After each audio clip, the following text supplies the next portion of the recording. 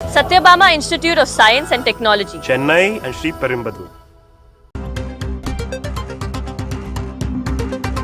FCRA திருத்த மசோதா தொடர்பாக திமுக தலைவர் ஸ்டாலினை கிறிஸ்தவ பிரமுகர்கள் சந்தித்து இருக்கின்றனர். இதுகுறித்து திமுக தலைவர் ஸ்டாலின் பதிவிட்டிருக்கிறார். அவர் அந்த பதிவில் FCRA மசோதாவுக்கு எதிரான திமுகவின் முயற்சிகளுக்கு நன்றி தெரிவித்ததாக, கிறிஸ்தவ பிரமுகர்கள் நன்றி தெரிவித்ததாக அவர் அந்த பதிவில் குறிப்பிட்டிருக்கிறார்.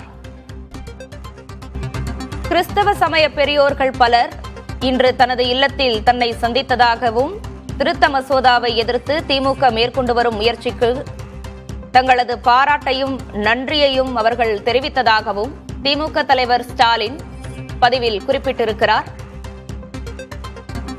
FCRA சிறுபான்மையினர் மட்டுமின்றி தங்கள் கோரிக்கைகளை ஒன்றிய அரசு பரிசீலிக்காவிட்டால் மசோதாவை முறியடிப்போம் என வில்சன் MP தெரிவித்திருக்கிறார்.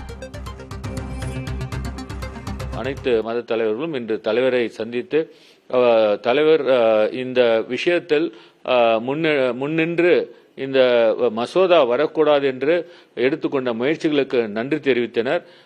அதன் பிறகு இது எப்படி பாராளுமன்றத்தில் அவர்கள் கூறியபடி நடந்து கொள்ளாமல் வந்தாலும் அதை எப்படி இது அந்த சட்டத்தை எப்படி ரிட்டர்ன் பண்றது, இல்ல எப்படி டிஃபீட் பண்றது, இல்ல எப்படி நடந்து கொள்ள வேண்டும் என்பதை ஆலோசனை இன்று நடத்தினார்கள்.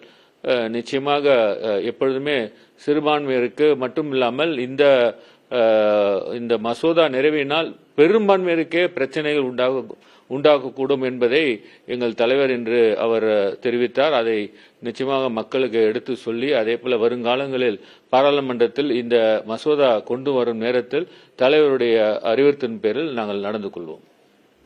Satyabama Institute of Science and Technology, Chennai and Sri Perumbudur.